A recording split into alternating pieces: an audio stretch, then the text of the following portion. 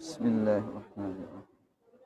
Assalamualaikum warahmatullahi wabarakatuh. Bismillahirrahmanirrahim. Malam ini akan kita lanjutkan pembahasan mad far'i. Namun sebelum kita lanjutkan,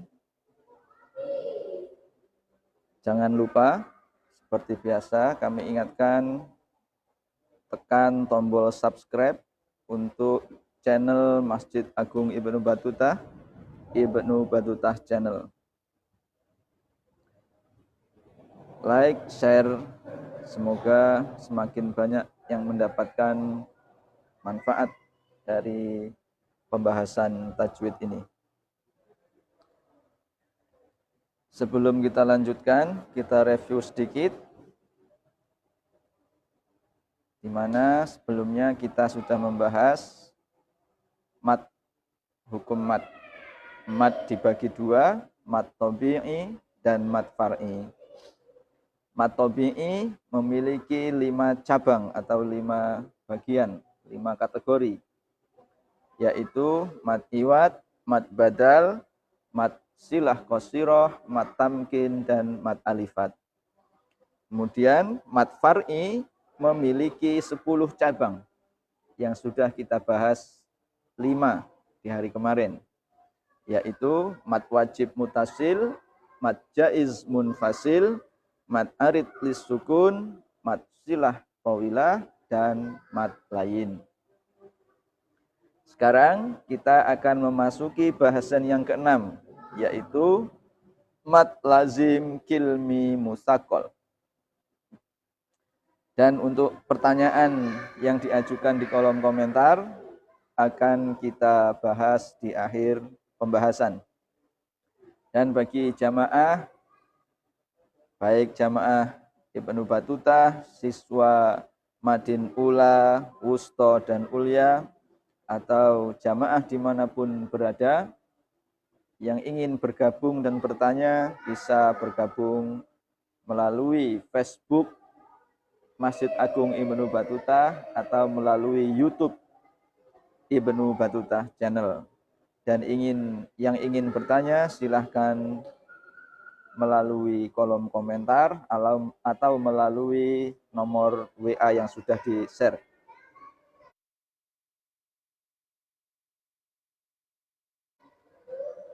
Baik, kita lanjutkan pembahasan mad far'i yang ke-6, yaitu mad lazim kilmi musakol. 6. Mad lazim kilmi musakol. Qaidah mad lazim kilmi musakol, bertemunya huruf mad dengan tasydid dalam satu kalimat panjang 3 alif. Lazim artinya wajib atau pasti. Kilmi artinya kalimat. Musakol artinya diberatkan. Mad lazim kilmi musakol sama dengan mad lazim mutawal. Contoh waladdallin,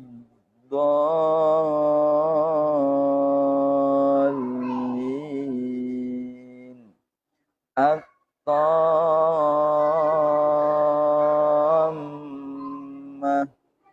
as-sakhah.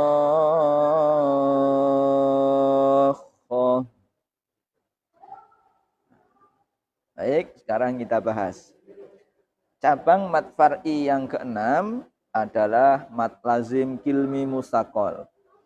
Mad lazim kilmi musakol juga punya nama lain, yaitu mad lazim mutawal. Jadi, apa pengertiannya? Ketika ada huruf mad bertemu dengan tasydid, huruf yang bertasydid dalam satu kalimat, maka dibaca mad lazim kilmi musakol. Berapa panjangnya? Panjangnya 3 alif. Ya, mad lazim kilmi musakol ini hanya memiliki satu panjang, sama seperti mad wajib mutasil.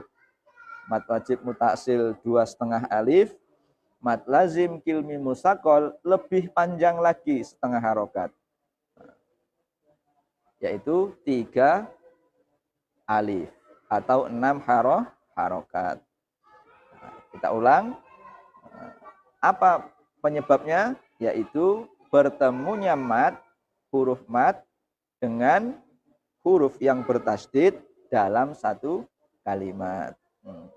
Lazim artinya wajib atau pasti. Nah, jadi harus panjang. Kilmi artinya kalimat. Musakol yang diberatkan. Contohnya, waladhdallin.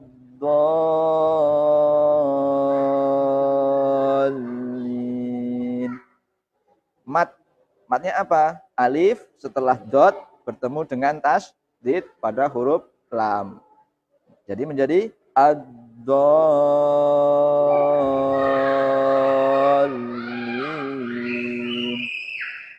Jadi panjangnya 3 alif. Kemudian contoh yang kedua, at-tammah,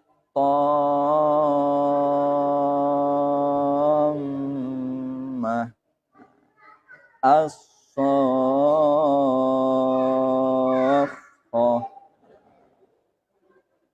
Ingat yang dipanjangkan adalah do-nya, to-nya, dan shot-nya. Di contoh ini. Jadi mad lazim kilmi musakol adalah bertemunya mad dengan huruf yang bertasydid atau dengan tasydid dalam satu kalimat. Panjang 3 alif. Nah, waladhdallin di surat Al-Fatihah pasti sangat familiar. Jadi waladhdallin panjangnya do yaitu 3 alif. Catatan, ketika mengucapkan waladhdallin, huruf lamnya, harokat lam fathahnya jangan sampai terseret masuk ke dot, terpengaruh oleh dot, sehingga ada suara laut, walaud do. Nah, tapi tidak, biasa lam fathah la, walad. Nah, baru dotnya diistitolahkan. Nah, di dot ini salah satu sifatnya adalah sifat istitolah, molor. Nah, molor. Jadi dia apa? Molor itu apa ya bahasa Indonesianya, ya molor, wes. Nah, tidak langsung diwasolkan, tetapi diistitolahkan dulu. Apalagi dotnya bertasydid. Waladdo.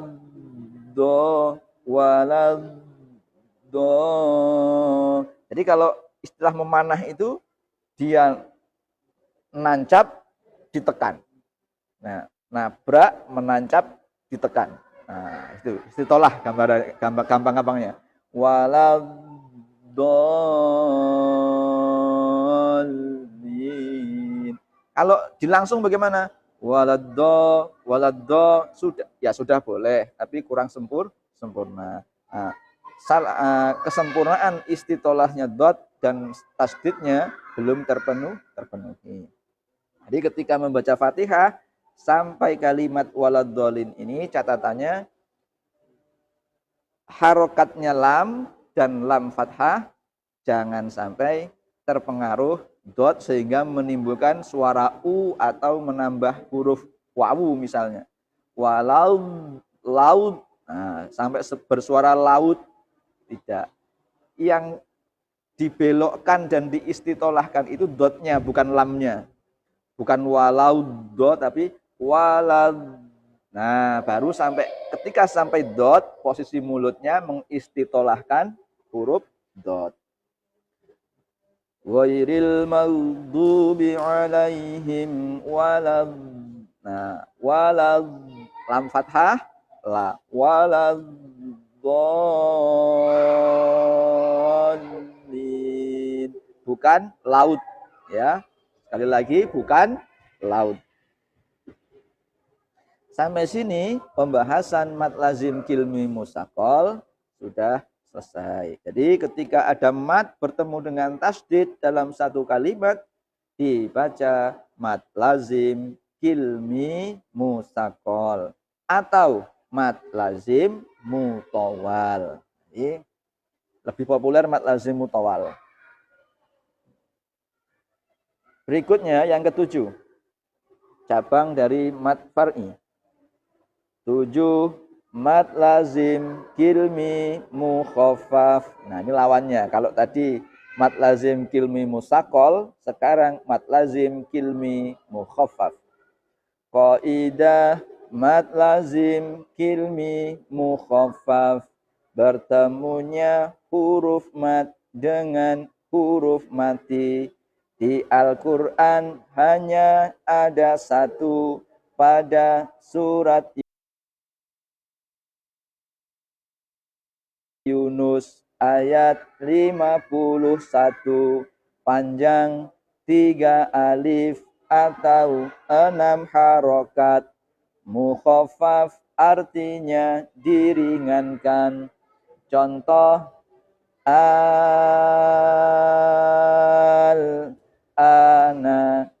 Nah, jadi yang dipanjangkan adalah hamzahnya. Al-ana. Nah, ini kemarin termasuk al-ana adalah lafaz atau kalimat yang bisa dibaca tashil meskipun bukan bacaan tashil. Nah, mad lazim kilmi mukhaffaf ini menurut definisi tilawati, buku tilawati ini hanya ada satu, yaitu di surat Yunus ayat 51. Yaitu al-ana.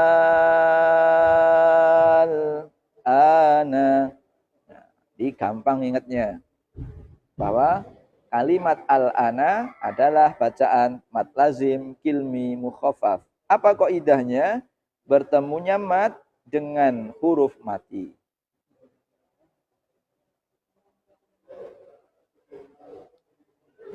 Ada satu, sampai sini selesai. Jadi mad lazim kilmi mukhaffaf punya lawan mad lazim kilmi musakol.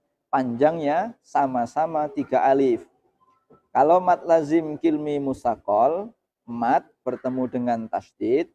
Kalau kilmi mukhaffaf, mad bertemu dengan huruf mati atau sukun. Di Al-Quran hanya ada satu. Kalau mad lazim kilmi musakol banyak sekali. Dan harus hati-hati ketika bertemu dengan huruf-huruf yang memiliki sifat istitolah seperti dot. Kita sambung yang ke-8. Cabang mad far'i yang ke-8. 8 mad lazim harfi musakol sama dengan mad lazim harfi musyabba. Mad lazim harfi musakol juga punya nama lain mad lazim harfi musyabba. Sama. Mau pilih yang mana? Kalau tadi kilmi, sekarang harfi. Kalau tadi kalimat, sekarang huruf. Qaidahnya. Qaidah mad lazim harfi musakol atau musyabba. Mad pada huruf pembuka surat atau fawatihus suwar yang diidghamkan atau bertemu tasydid panjang 3 alif. Harfi artinya huruf, musyabba artinya dikenyangkan. Contoh lam pada kalimat alif lam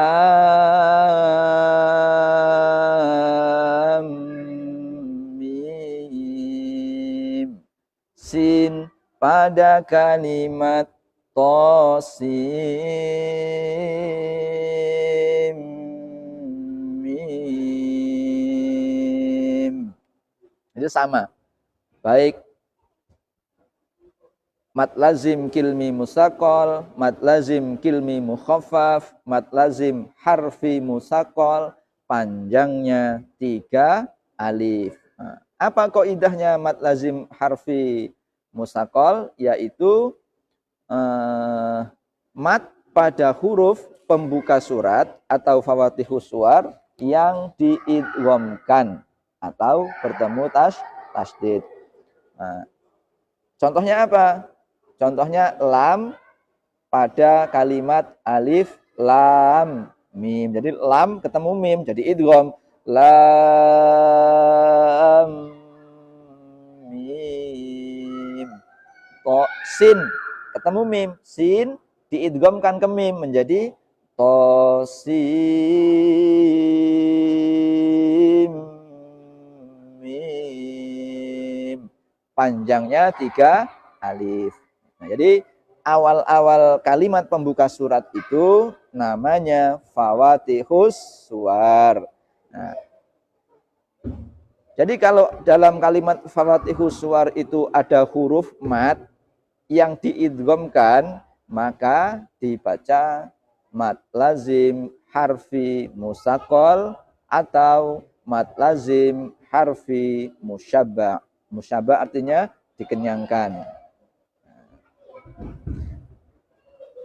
Tapi kalau yang di mad tabi'i yaitu mad alifat. Itu yang satu alif. Yang pendek-pendek itu di cabangnya mad tabi'i. Yang panjang-panjang masuk cabangnya mad far'i. Ya, sampai sini mad lazim harfi musakol atau mad lazim harfi musyabba selesai. Secara sederhana, secara dasar untuk bekal membaca Al-Quran di bab mad lazim harfi musakol selesai. Nah, kita ulang. Mad lazim kilmi musakol, mad lazim kilmi mukhaffaf.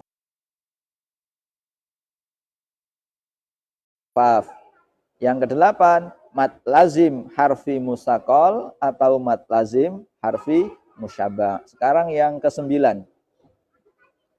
9, cabang mad far'i yang ke-9.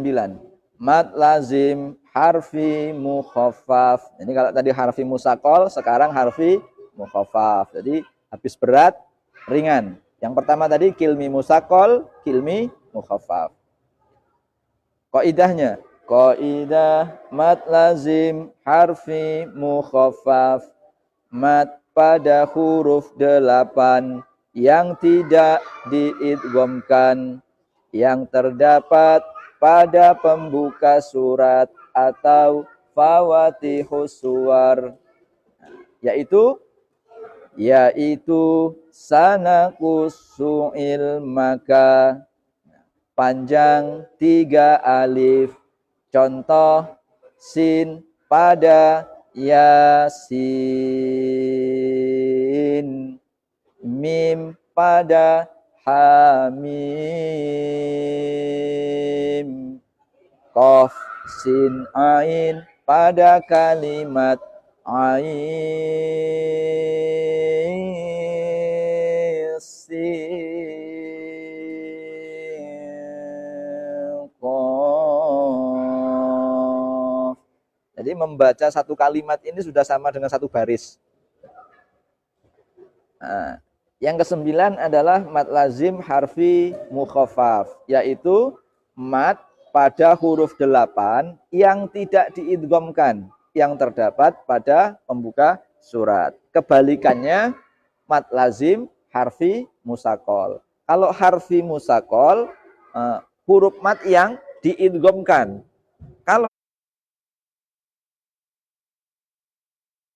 harfi mukhaffaf, huruf mad yang tidak diidghamkan, sama-sama terdapat pada fawatihus suwar. Nah, yang tidak diidghamkan hurufnya ada 8. Apa saja 8 itu? Disingkat sanakusu ilmaka. Sin nun qaf shad ain lam mim kaf. Disingkat sanakusu ilmaka. Sanakussu ilmaka, sanakussu ilmaka. Sinun qaf shad ain lam mim kaf. Hurufnya apa? Hurufnya mad lazim harfi mukhaffaf. Contohnya apa? Yasin. Yasin, ya-nya adalah mad alifat. Sinnya mad lazim harfi mukhaffaf. Hamim. Hanya mad alifat. Mimnya mad lazim harfi mukhaffaf. Kalau hurufnya mad lazim harfi mukhaffaf ada 8, hurufnya mad alifat ada berapa? Hayyun tahura. Ada 5. Nah, Ain sin qaf. 3 alif. Jadi panjangnya adalah 3 alif. Kita ulangi. Jika ada huruf mad pada kalimat pembuka surat yang berjumlah 8, maka yang tidak diidghamkan maka dibaca mad lazim harfi mukhaffaf. Kalau huruf mad terdapat pada kalimat pembuka surat tapi diidghamkan, dibaca mad lazim harfi musaqqal. Jadi gampangnya kalau harfi musaqqal diidghamkan, harfi mukhaffaf tidak diidghamkan. Panjangnya sama-sama 3 alif atau 6 harokat. Sampai sini pembahasan mad lazim harfi mukhaffaf sudah selesai. Kita sambung ke hukum mad far'i yang ke-10. Nah, ini mirip far'i. Yang ke-10 ini namanya farqi. Nah, cabang mad far'i yang ke-10 adalah mad farqi. Nah, biar mudah mengingatnya. Jadi mad farqi adalah cabangnya mad far'i yang ke-10. 10 mad farqi. Qaidah mad farqi. Bertemunya hamzah istifham dengan hamzah lam ta'rif. Panjang 3 alif. Farqi artinya membedakan. Contoh kul az-zakaraini, kul Allahu.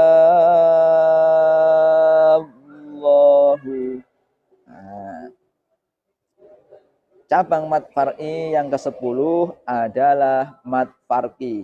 Apa mad farqi itu? Nah, mad farqi adalah ketika ada hamzah istifham bertemu dengan hamzah lam ta'rif. Nah, kita review sedikit. Jadi ada hamzah qata', ada hamzah wasol, ada hamzah wasol ini hamzah lam ta'rif ini. Ada hamzah istifham. Apa hamzah istifham itu? Yaitu hamzah yang digunakan sebagai kalimat tanya. Jadi hamzah istifham adalah hamzah yang digunakan sebagai kalimat tanya. Kalau hamzah qata' itu adalah hamzah yang selalu terbaca, baik dia dalam keadaan wasol maupun waqaf. Kalau hamzah wasol, dia terbaca kalau di saat ibtidak saja. Nah, kalau tidak ibtidak, dia tidak terbaca. Nah, ciri-cirinya kalau hamzah qata' itu selalu tertulis di atas alif atau di bawah alif atau di awal dan di sebelumnya. Nah, di atasnya wawu, di atasnya ya. Nah, itu hamzah qata'. Jadi tertulis huruf hamzah. Kalau hamzah wasol, nah, kalau di mushaf Utsmani itu di atasnya alif, ada kepalanya shad. Nah, tapi kalau di mushaf Indonesia ya hanya tertulis alif saja. Nah, kemudian kalau dia lam takrif, di atasnya lam takrif itu diberi sukun.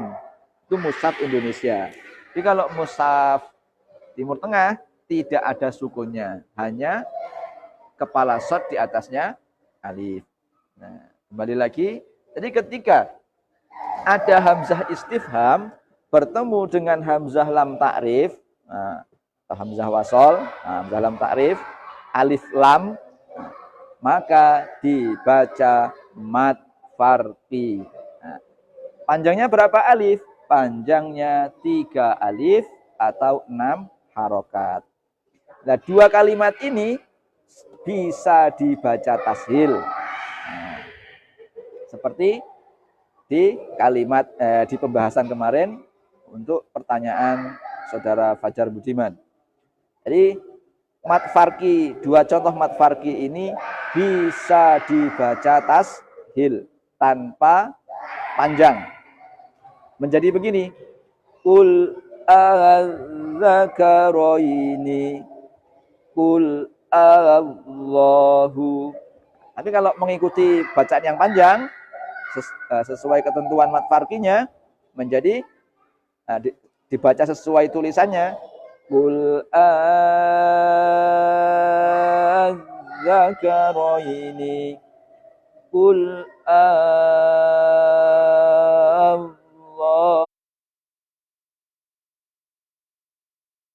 Allahu. Nah, jadi ingat ketika mengucapkan lafadz lam jalalah yang jalalah tafkhim, lidahnya mengangkat. Allahu qul Allahu.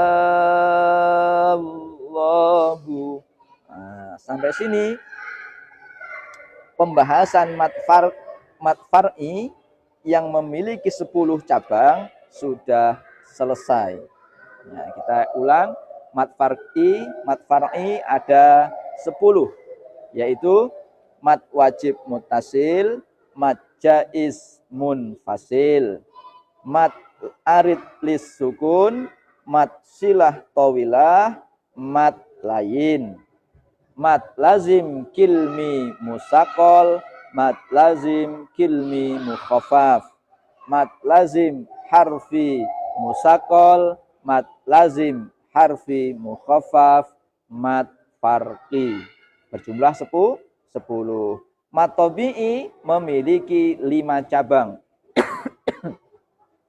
Yaitu mad iwad, mad badal, mad silah qasirah, mad tamkin, mad alifat. Mad tabi'i dibagi hukum mad dibagi 2, yaitu mad tabi'i dan mad far'i. Hurufnya ada berapa? Ada 3. Alif, ya, wawu, atau wawu, alif, ya. Sama saja. Nah, alhamdulillah sampai di malam Ramadan yang ke-7 ini pembahasan tajwid dari mulai hukum gunnah, hukum nun sukun dan tanwin, hukum mim sukun, hukum idgham, hukum lam jalalah, hukum qalqalah, hukum ra selesai kita bahas. Idhar wajib semuanya sudah selesai kita bahas. Dan besok akan kita praktekkan mulai dari bacaan gunnah, dari bab gunnah, terus sampai nanti ke bacaan yang ada hukum matnya. Jadi mulai besok ada tilawahnya dulu, ada murotalnya dulu.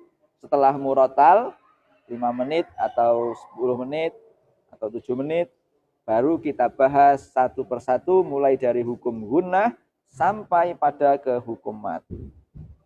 Nah, dan setelah ini sambungannya adalah pembahasan mengenai gharaibul Quran, mengenai bacaan-bacaan gharib atau bacaan-bacaan asing yang ada di dalam Al-Quran. Dan sebelum kita tutup, akan kita jawab pertanyaan dari jamaah, dari imam muda kita, saudara Eko Budi Arman. Nah, huruf isti'la itu apa saja? Nah, huruf isti'la ada 7, yaitu khusso, dau, tin, kit. Kalau dipisah menjadi kho, sod, dot, woin, to, kof, do. Disingkat khusso, dau, tin, kil. Jadi huruf isti'la ada 7, yaitu tergabung dalam kalimat khusso, dau, tin, kil. Kalau diputus menjadi kho, sod, dot, woin, to, kof, zo. Nah, ini ketika ro kemarin berhadapan dengan huruf-huruf ini yang mestinya tipis, tapi ketika berhadapan dengan salah satu 7 huruf ini, dia menjadi tafkhim, yaitu huruf isti'la. Jadi isti'la itu ketika diucapkan, lidah kita ngangkat, artinya ngangkat naik.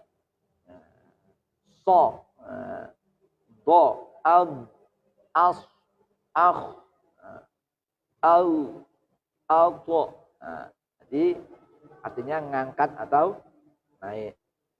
Jadi ketika ada ro sukun berhadapan dengan salah satu dari huruf isti'la ini, meskipun secara aturan dia dibaca tipis, maka menjadi tafkhim.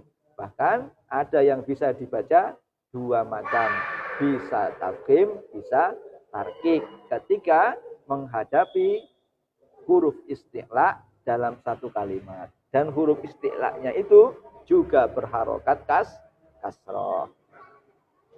Baik, jamaah sekalian dan pemirsa yang budiman, sampai sini pembahasan tajwid mulai dari hukum gunnah, hukum nun sukun dan tanwin, hukum mim sukun, hukum idhar wajib, hukum lam jalalah, hukum qalqalah, hukum idgham, hukum lam ta'rif, hukum ro, dan hukum mat. Semua sudah selesai kita bahas.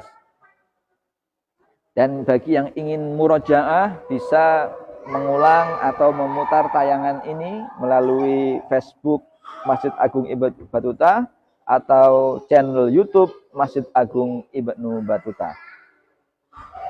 Dan sebelum kita akhiri, sebagai tanda syukur bahwa kita telah menyelesaikan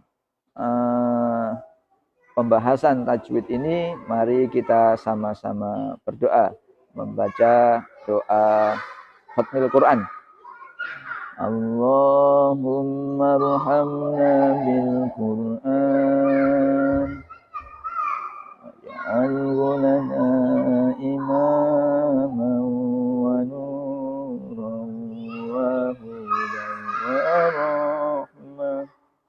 Allahumma zakkirna minhu ma nasina wa 'allimna minhu ma jahilna warzuqna tilawatahu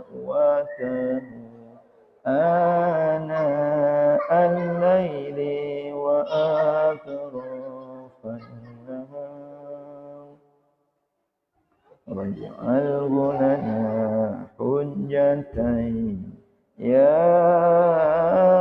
rabbal alamin.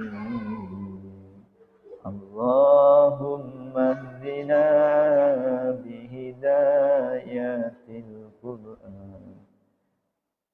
Alhamdulillah, mudah-mudahan dengan kita niat memperbaiki bacaan Al-Quran melalui belajar tajwid metode tilawati ini, semoga oleh Allah dicatat sebagai amal soleh, dan semoga nanti kita semua kelak di yaumil qiyamah mendapatkan syafaatnya Al-Quran.